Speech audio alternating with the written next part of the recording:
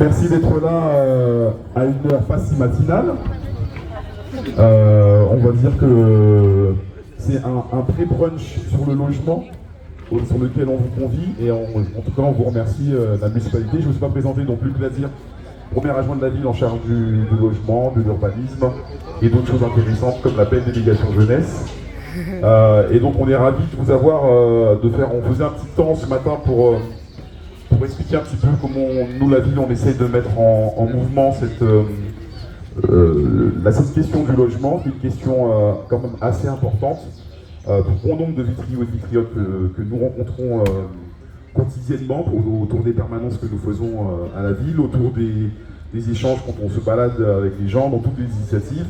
Et il y a bien une question prépondérante que nos amis bailleurs qui sont présents, la SMIS et Val-de-Vie, en tout cas sur la ville, sur les principaux bailleurs de la ville, rencontrons, c'est cette problématique que rencontre le logement, où les gens viennent nous voir justement pour pouvoir, soit dans notre propre parc de logement, comment on appelle ça, la mutation, donc changer de logement, parce que par exemple on a une famille de 3 personnes, on va attendre un 4e bébé, et donc on se retrouve dans un F3 et on va se retrouver à l'E3. Ça, j'ai donné encore un exemple plus simple, mais il y a encore des exemples beaucoup plus compliqués, qu'on se rajoute la question du handicap, qu'on se rajoute la question où, par exemple, peut-être on loge chez parents, chez soi, les personnes âgées. Donc il faut des appartements un peu plus grands, et donc cette question du logement, elle est prépondérante. Et nous, ce qu'on essaie de rappeler, en tout cas notre municipalité, c'est dans ce combat contre lequel on s'est engagé, c'est que tout le monde a un droit à un logement de manière décente et digne. Il y a un droit au logement sur lequel nous on veut marteler et qu'on veut rappeler au gouvernement ses responsabilités là-dessus. Mais en même temps, pour qu'on puisse aller combattre là-dessus, il faut qu'on puisse se mobiliser et avoir en tête, parce que souvent les gens, vous avez cette question du logement qui est une vraie problématique, et donc c'est vrai que chacun va un petit peu prêcher, on va dire, pour soi et pour ses problèmes. Sauf que nous, ce qu'on se rencontre avec les acteurs du logement, c'est que c'est une problématique qui est globale, à une échelle globale. Et donc, il est important à un moment de mobiliser les gens de façon globale pour se rendre compte qu'on a les mêmes problématiques. Et c'est pour ça que justement, on a fait une petite carte pétition. Donc j'invite les gens qui n'ont pas encore rempli pour qu'on puisse justement faire apparaître vos problématiques et que nous, le gouvernement, puisse aller justement à un moment donné les rencontrer, en tout cas même s'ils ne veulent pas nous rencontrer, mais en tout cas nous, faire acte de présence avec force et conviction pour leur faire rappeler justement que ces problématiques-là que nos vitriots et vitriotes rencontrent, elles sont réelles. C'est pas juste quelque chose sur lequel qui est temporaire, c'est quelque chose qui s'enlise dans le temps. Je viendrai vous rappeler quand même qu'on a plus de 8000 demandes de logement sur la ville, que les premières propositions sur la ville, sur notre contingent qu'on peut faire, nous, c'est à peu près entre 3 ans et 4 ans. Donc il faut attendre 3 ans et 4 ans pour avoir une première proposition. La SMIS est là avec Val-de-Vie et avec Marc Meunier. On ne va pas vous dire aussi que même dans notre parc de mutation de logements de nous, c'est-à-dire pour faire des échanges entre locataires pour des logements qui se libèrent, depuis la crise du logement n'a fait que s'aggraver dans le temps, mais c'est aussi problématique. Nous, les logements qui sont plus demandés dans la ville, c'est les T4 par exemple.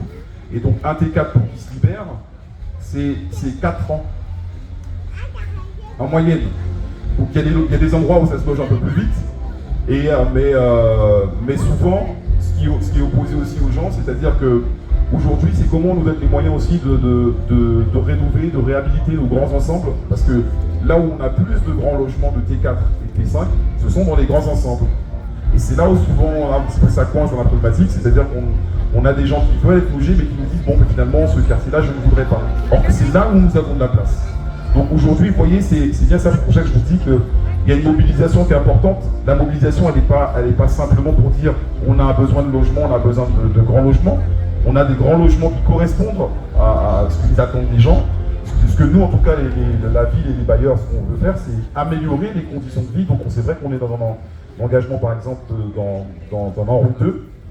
On va sûrement avoir les moyens de faire certaines choses dans certains endroits de la ville. Notamment au centre-ville, je ne comprends pas, l'Arc Sud vers Ampère. Mais il y a d'autres quartiers qui nécessitent aujourd'hui aussi à Vitry d'être réhabilités parce que le parc de logement vient de prendre. Évidemment, les bailleurs doivent mettre leur concours financier là-dessus, donc ça c'est quelque chose qui est établi. Mais si on n'a pas un soutien de l'État, où c'est sa responsabilité sur le logement qui est quand même grande, on ne va pas pouvoir aller au bout de ce combat. Donc c'est vrai que c'est pour ça que cette question-là, elle est vraiment importante.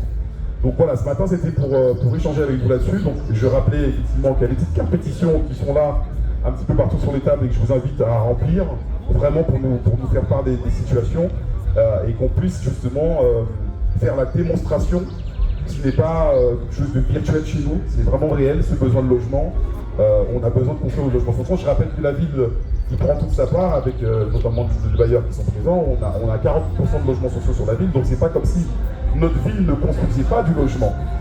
Sauf qu'on est déjà à une échelle, nous, de plus de 90 000 habitants, et que Vitry prend sa part, et il faut que les autres villes puissent prendre leur part, et tous les acteurs prennent leur part pour qu'on puisse loger les gens. Et donc nous, on est ravis que des gens viennent, surtout les Vitriots qui sont là depuis longtemps ou pas, de toute façon, parce que la question pour nous n'est pas de dire on priorise, il y a une priorité effectivement sur les gens qui habitent la ville, mais ce que je voulais dire, que dans l'envergure d'une municipalité ou autre part, le but est d'accueillir un petit peu tout le monde, mais force est de constater que malgré l'effort subséquent que nous faisons en termes de logement, ça ne répond pas à toutes les attentes. Je rappelle en plus là-dessus que, en plus j'ai oublié de saluer, il y avait Sabah Sali au niveau du CLAGE aussi pour le logement des jeunes. Je rappelle aussi que, comment ça s'appelle, cette réponse ne peut pas être apportée que par la ville de Vitry-sur-Seine sur l'ensemble des demandeurs de logement. Et on a aussi cet effort qui est à faire aussi au niveau des décohabitations. C'est-à-dire quand on est un jeune et qu'on grandit, qu'on a 24 ans, 25 ans, il y a la réponse qui peut être les logements que nous avons, nous, sur les résidences étudiantes, sur les foyers jeunes travailleurs, mais aussi on a des jeunes qui vont se marier, qui sont un jeune couple, et qui ont besoin d'un logement. Donc il faut décohabiter. Donc ça aussi, ça fait partie des priorités que les bailleurs présents, en tout cas la SMIS et nous, avec la ville, on fait l'effort, mais vous voyez, dans cet effort de production de logement, il faut pouvoir loger tout le monde. Et puis il y a la question aussi du logement aujourd'hui. Comment on fait évoluer aussi cet habitat où nous avons des seniors qui sont dans ces grands logements, les T4, où il y a des grandes familles et puis les enfants sont partis. Comment on travaille aussi de concert pour qu'on puisse effectivement favoriser cette mutation de logement, à récupérer le grand logement, mais à proposer aussi un logement en adéquation avec les attentes des personnes qui ont logé 30 ans, 40 ans dans le même logement, et aussi avec la condition comment ça s'appelle, des loyers, voilà ce que je voulais dire. En tout cas, nous, la ville, on croit en cette bataille du logement, sinon on ne se serait pas engagé dedans. Et c'est vrai que, comme je vous disais, on a besoin de vos retours, on a besoin de votre mobilisation, on a besoin de votre regard. C'est pas quelque chose qu'on fait dans un coin de table entre nous. On discute entre nous, les bailleurs, mais on a besoin d'avoir les retours déjà des associations qui défendent les locataires, la CNL, les amicales de locataires, tous les acteurs et les participants là-dessus. Effectivement, il y a Julien Clerc qui est en train de faire ses balances et qui me couvre, mais c'est pas grave, c'est pour ça faut dire que la fête bat bien son plein. Mais c'est vrai que voilà, je vous disais qu'on a besoin de tout le monde pour poser ce constat que l'on partage, mais maintenant il faut qu'on aille aussi un peu plus loin que ce constat, et plus loin que ce constat, ça passe forcément par une bataille, comme je disais, avec des convictions fortes sur lesquelles nous on va essayer de porter des solutions, en tout cas sur lesquelles on pense qu'on peut agir, ce que je vous disais, sur comment on favorise cette mutation, comment on peut nous aider là-dessus, comment on peut nous aider aussi sur des réponses fortes. Par exemple, on a prévu de regarder quelque chose sur le permis de louer aussi.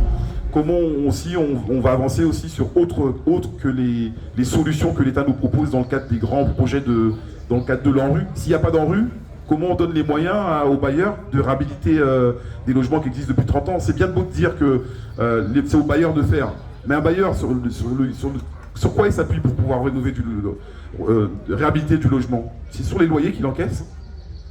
C'est sur les loyers qu'il encaisse. Et je voulais dire, vous voyez, ce droit au logement et cette bataille du logement sur lequel on croit, voilà, je pense à nous qui avons fusionné l'OPH avec Val de Vie il y a plus de 100 ans, c'est quand même sur un projet social qui rassemble les gens, et de croire que le logement social est une réponse qui est adaptée et qui correspond aux besoins des gens. Et le logement social, pourquoi on y croit? Parce que c'est ce qui permet d'avoir des loyers les moins chers. C'est 30 à 40% moins cher. Si vous voulez comparer un loyer d'un T4 chez nous à la SMIS ou au PH, et si on va chez les 3F, voilà, hier j'ai tapé le parrain de maman, elle paye 960 € un T3 à Vitry. Donc c'est pour vous rendre compte des disparités qu'il peut y avoir. Et nous, on pense qu'effectivement, le logement social est la réponse adaptée aux gens, puisqu'elle permet de loger les gens, de se loger à moyens qui correspondent à ce que vous avez. Mais en même temps, il faut que l'État nous donne les moyens, nous aussi, de réhabiliter les logements, de réaménager, de réorganiser. Et aujourd'hui, je dirais que le logement, aujourd'hui, c'est pas qu'une simple question. Tout le monde me dit effectivement ce qu'on rencontre, et je vais pas être plus long. J'ai envie de rentrer chez moi et je suis bien. Le logement aujourd'hui, c'est plus de rentrer chez soi et de fermer la clé. Le logement aussi, c'est comment on fait corps avec ses voisins aujourd'hui. C'est-à-dire que c'est ça faire société. Alors moi, je ne parle pas de vivre ensemble parce que j'aime pas ce mot-là, mais comment on fait corps avec les autres gens, comment on s'interroge, comment on partage des choses avec ses voisins aujourd'hui. Et nous, les bailleurs, on a envie de faire des choses où on peut réaménager en bas des tours, en réaménager le quartier pour que ce soit quelque chose de vivant et qu'on ne fasse pas que vivre à l'intérieur et qu'on puisse vivre aussi à l'extérieur. Mais tout ça, si on ne nous donne pas les moyens, eh ben on ne peut pas le faire. Donc c'est pour ça que je vous disais que votre parole est importante pour que nous, on puisse aussi porter ça fortement et qu'on puisse nous entendre. Et moi, je n'ai pas de doute qu'on nous entendra si nous avons bien compris qu'il faut que nous puissions joindre toutes nos forces dans cette bataille. En vous remerciant, la parole est à vous, toutes les interventions que vous voulez faire, et puis on a aussi nos acteurs aussi de la Semise qui sont présents, donc et Val-de-Vie.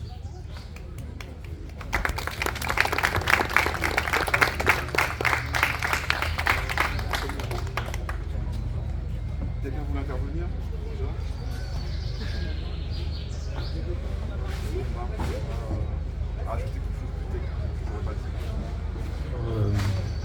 Bonjour, je suis pris un peu de cours. Non mais bonjour à toutes et à tous.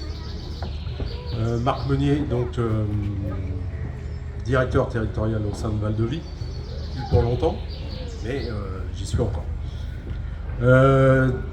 Peut-être 2-3 petites choses à rajouter parce que Luc a bien dressé à la fois le contexte et le cadre dans lequel se trouve aujourd'hui le logement social dans notre pays. Alors je dis bien dans notre pays, parce que dans notre ville, vous l'aurez compris, d'abord j'en profite pour saluer ce courage de la part des élus sur le fait de lancer une pétition concernant cette question fondamentale du logement social. Aujourd'hui, je pense que c'est là que je pourrais rajouter quelque chose peut-être, c'est que c'est évidemment le rapport de force avec les élus et les citoyens qui pourront, à un moment donné, infléchir cette politique de casse que l'on connaît depuis des décennies. Alors, je vais pas prendre la parole longtemps parce qu'il y a beaucoup à dire sur cette casse, mais ça fait 43 ans que je fais ce métier et j'ai vu malheureusement de décennie en décennie des lois qui se sont accumulées pour détruire ce beau système qu'est le logement social français, complètement atypique dans le monde entier, qui fait qu'il a permis depuis la libération de loger des familles à bas revenus, voire même des familles aussi avec des revenus moyens, voire un peu plus. Moi j'ai connu l'époque où il y avait cette mixité, où les gens plus pauvres côtoyaient les gens un peu plus riches. Et tout ça a été cassé en 1000 morceaux. Pour autant, la partie n'est pas encore perdue, puisque il y a évidemment cette initiative qui est vraiment, j'ai envie de dire, à la hauteur des enjeux. On a eu dernièrement, et je ne vais pas rester sur cette note pessimiste, mais quand même, vous donner un chiffre, la réduction de loyer de solidarité, qui a été une invention scélérate du gouvernement précédent, mais qui n'a fait amplifier ce que les autres avaient déjà entrevu. Pour l'office de Vitry, à l'époque, sur l'année 2020 de mémoire, c'est la ponction de 1 300 000 €. Voilà ce qui est ponctionné dans les caisses du bailleur. Et donc, ce sont vos loyers. Luc l'a rappelé, c'est pas l'argent de l'office en tant que tel, ce sont les loyers, puisque les organismes vivent que par l'encaissement de vos loyers. Donc c'est un pillage, moi j'appelle pas ça autrement, c'est un véritable pillage. On veut casser le logement social, mais d'une manière efficace et violente. Parce que 1,3 million, pardon, je peux vous dire qu'on peut amorcer déjà au moins 2 ou 3 programmes de réhabilitation avec cet argent-là. Et c'est 1,3 million sur une année. Hein. Ça fait déjà, c'est chaque année ça. Hein. Donc vous imaginez ce qu'on pourrait faire comme programme. Donc il est temps d'inverser les choses. Voilà, je risquerais de redire tout ce qu'a dit Luc, donc c'est pas utile. Moi je voulais juste préciser ça parce que c'est avec vous qu'on peut infléchir et changer les choses. Ensemble, ça commence par cette carte pétition. Moi je trouve que c'est très courageux. Et il faut vraiment enclencher quelque chose. Rien n'est jamais perdu. Voilà, il faut la livrer cette bataille. Je conclurai par cela. Merci pour votre écoute.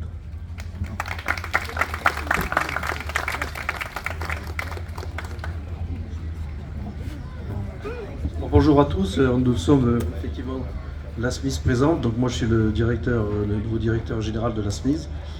À côté de moi j'ai la personne qui s'occupe de l'exploitation, donc le directeur d'exploitation. On a aussi notre secrétaire général, ainsi que la personne qui s'occupe de la gestion locative. Donc on est vraiment ici pour vous écouter.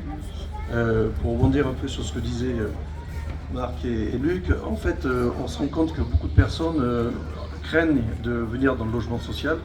Et effectivement pour la bonne raison que bien souvent les gens eux-mêmes dans le logement social ont du mal à vivre ensemble. Alors que nous ce qu'on voudrait vraiment vous montrer et vous faire vous indiquer, c'est qu'on est là pour que le logement social aille mieux. Donc on fera tout notre possible pour que vous viviez mieux. On va faire en sorte notamment de mettre dans nos programmes beaucoup de réhabilitation, mais comme disait Luc ainsi que Marc, on ne le fait qu'avec l'argent qu'on a. Et surtout, malheureusement, on aimerait bien le faire avec celui qu'on nous enlève. Voilà. Donc aujourd'hui, n'hésitez pas à venir nous voir. On sait très bien qu'il y a des gens qui attendent des logements depuis longtemps. Il y a beaucoup de personnes qui voudraient aussi avoir des logements plus petits, mais tout ça, ça fait partie de notre travail. Et en fait, on fera aujourd'hui, on est à votre écoute. N'hésitez pas à remplir cette petite feuille là-dedans qui est la feuille de pétition. Voilà. Et en fait, cette feuille ne permettra peut-être que le gouvernement nous entende. Voilà, j'ai dit à peu près toutes choses. Je ne peux pas en dire beaucoup plus vu que les manifestations en ont dit beaucoup. Voilà. Non, Luc n'a pas été trop loin, il a bien expliqué les choses. Merci à vous tous. Je voudrais vous poser une question. Alors justement, moi je suis élue aussi et ce que je filme c'est un sujet important pour nous et c'est important de témoigner sur ça. Alors Rachida Kabouri, je fais partie de la majorité et c'est vrai qu'en écoutant nos concitoyens, aujourd'hui beaucoup de personnes se retrouvent avec des logements plus grands, des personnes âgées et c'est vrai qu'ils voudraient avoir plus petit et cette transition n'est pas assez suffisamment claire pour eux et pourtant, comme a dit Luc, il y a beaucoup de gens qui recherchent des grands appartements et on a cette problématique-là des personnes qui se retrouvent avec de grands appartements qui vivent seuls parce que les enfants sont partis. Et donc, ne pensez-vous pas qu'il serait intéressant de prioriser ce point-là pour justement répondre à ces personnes qui se retrouvent en plus avec des loyers très importants et qui les mettent en difficulté de paiement. Voilà, ça c'est un sujet aussi qui est important et je voulais avoir votre avis là-dessus. Merci.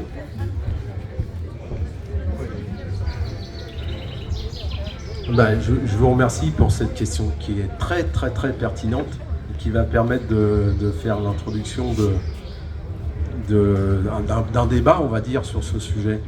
On a constaté, et c'est heureux, j'ai envie de dire, de plus en plus de personnes âgées qui vivent plus longtemps, bah, tant mieux.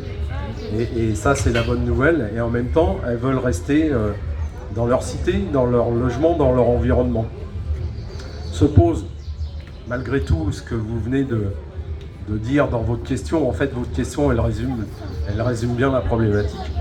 Et nous avons, depuis quand même un certain nombre d'années, de plus en plus de demandes de la part des personnes âgées à ce sujet. Ce qui a amené avant la fusion, l'Office de Vitry à réfléchir sur cette question et à mettre en place des aménagements, alors qui se font maintenant d'une manière assez, on va dire, méthodique, mais pas suffisante à la hauteur des demandes. Ça, c'est la vérité. Il faut rester transparent avec les gens. Malgré tout, chaque année, on arrive à aménager des logements qui permettent aux personnes âgées de rester dans des appartements, mais aménagés au sens, notamment les douches, la fameuse vieille baignoire qu'on transforme, qu'on enlève, et où on la remplace par un bac à douche accessible, ces petites choses-là qui font que ça change la vie d'une personne âgée. Donc c'est vécu avec succès, à tel point qu'on n'arrive pas à répondre à toutes les demandes.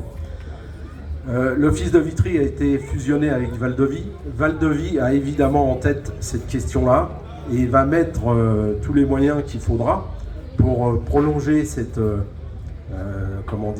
ce projet innovant, on va dire.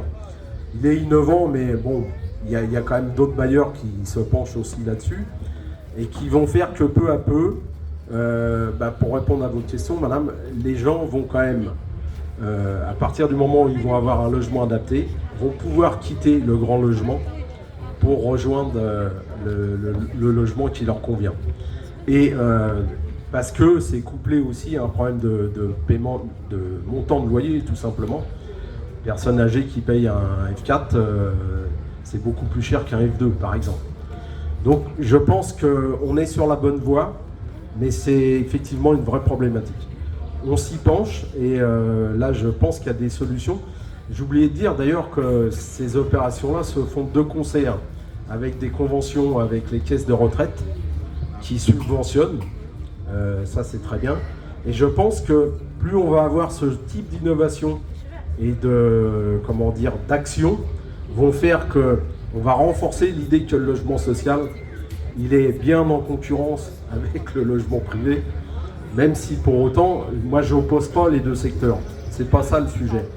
Mais il nous faut aujourd'hui démontrer que le logement social a tout son rôle. Et on est en plein dedans. Et là, madame, je vous remercie pour votre question parce que c'est l'amorce d'un beau débat. Mais là, il y a vraiment des solutions. Très bien.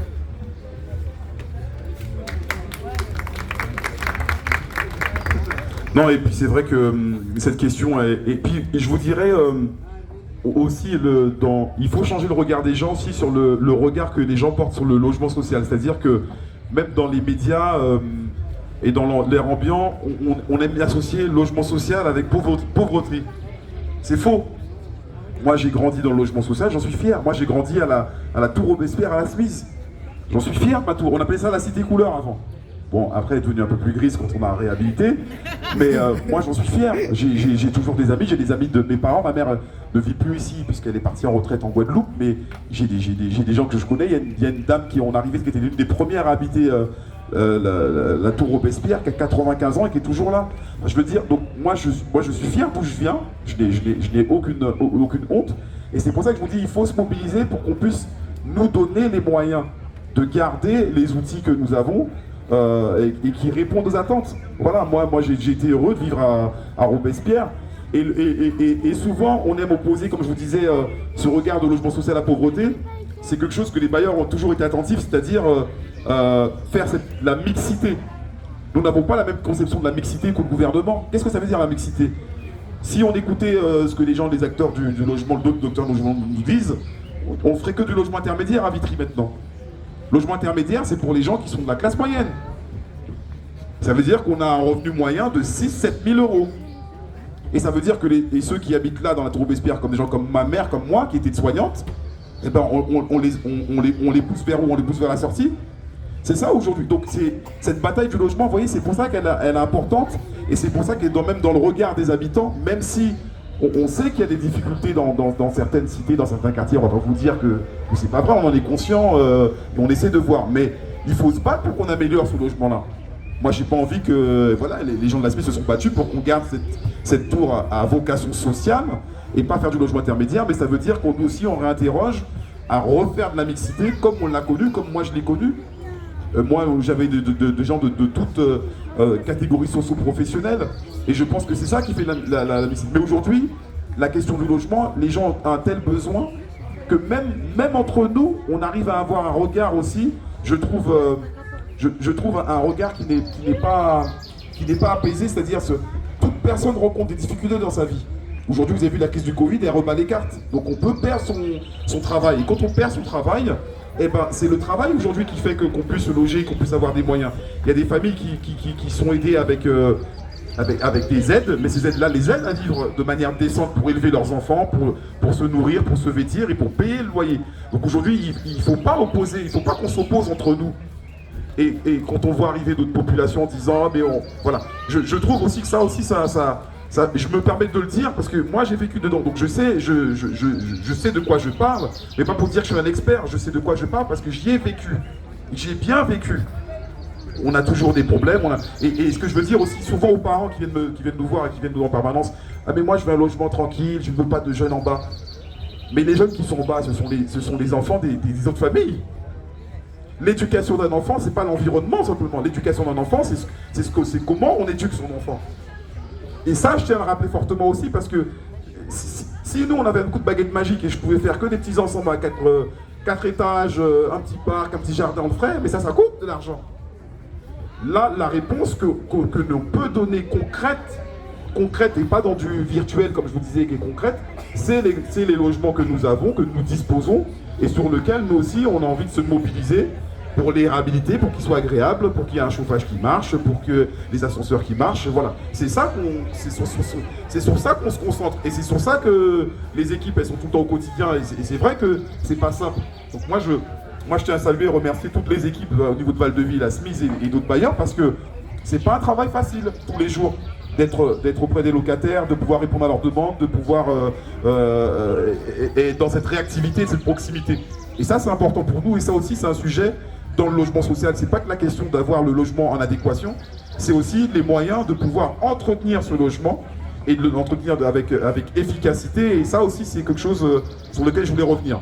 Donc s'il y a des choses qui vous font réagir, il faut le partager aussi, quoi. Bonjour, je suis de la CNL.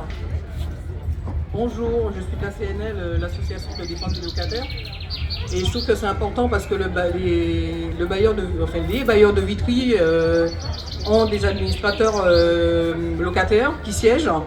Et moi je trouve que c'est important d'avoir des associations dans les quartiers parce qu'on connaît très bien nos locataires. Et donc du coup, on fait le lien avec le bailleur et moi je trouve que c'est très important. Et quand il y a les élections des administrateurs locataires, c'est important que chaque locataire aille voter pour se faire représenter. Et c'est la seule, comment dirais-je, le seul vote que tout le monde peut voter. Tout. Parce que vous êtes des locataires avant tout. Donc il est important de choisir ses représentants locataires et c'est très très bien. Moi je dis que quand il y a des associations dans les cités, que les personnes en fait ils viennent à notre rencontre et nous on connaît déjà nos locataires et donc on peut mieux faire le lien avec le bailleur. Voilà. Et c'est entre le 15 novembre et le 15 décembre que cette année qu'on voit les représentants de locataires. Alors soyez vigilants sous les affiches que vous aurez dans vos halls.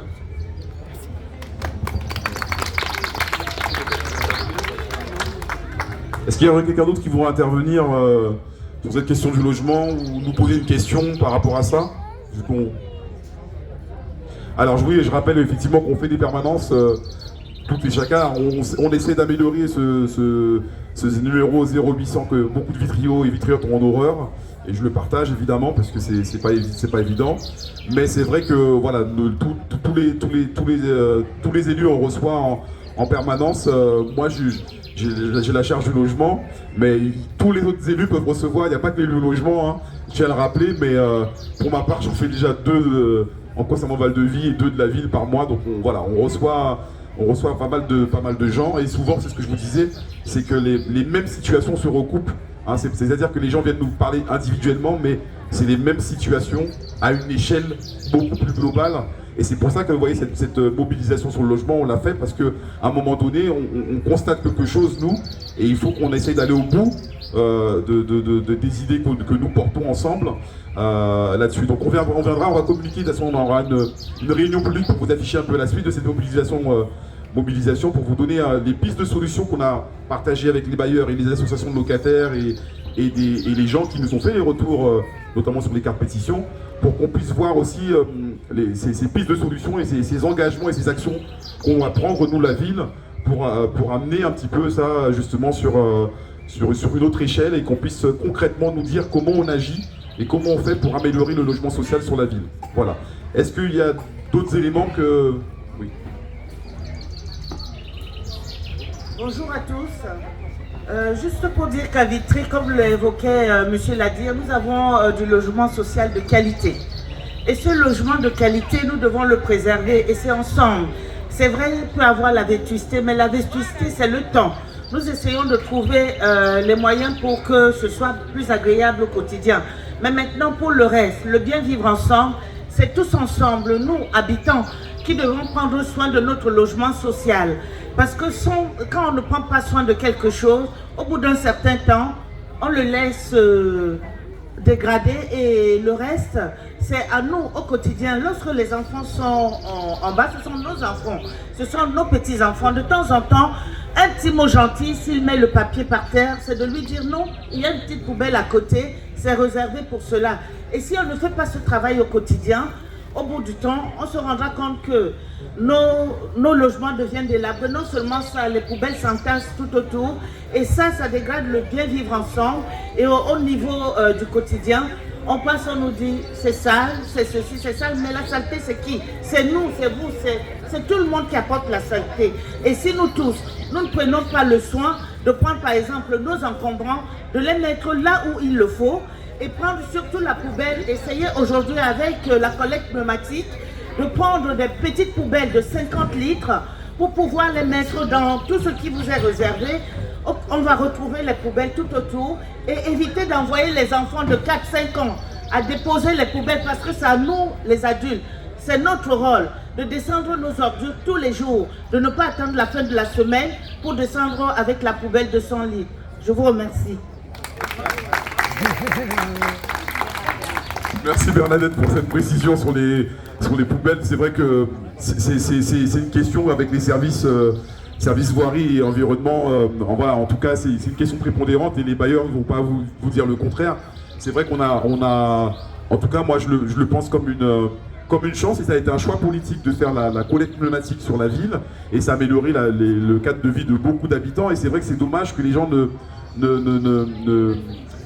comprennent, alors je dirais pas c'est une question de compréhension, mais ne prennent pas cette habitude de mettre le bon calibre et le volume de sacs poubelles qui puissent rentrer dans cette fonction de cette collecte pneumatique parce que c'est vrai que les poubelles de 100 litres ne rentrent pas, c'est bien marqué 50 litres, donc c'est vrai que merci Bernadette de le rappeler, mais c'est vrai que c'est l'effort de tout un chacun qui fait que le logement est beaucoup plus agréable parce que c'est vrai que la question des déchets aussi est importante et on essaye en tout cas d'y prendre notre part. Donc voilà, je ne sais pas si en tout cas on est à votre disposition, s'il y avait d'autres choses encore que vous voulez rajouter de manière de témoigner au niveau du micro, mais sinon on va poursuivre les échanges là, vous venez nous voir, on est présents, moi je suis à votre disposition, je sais que je dois avoir des mesdames là tout de suite. Voilà, on vous remercie en tout cas de votre participation, je remercie Christian et ses équipes, Marc et les élus qui sont présents, et évidemment les habitants. Et oui, merci de remplir la carte pétition.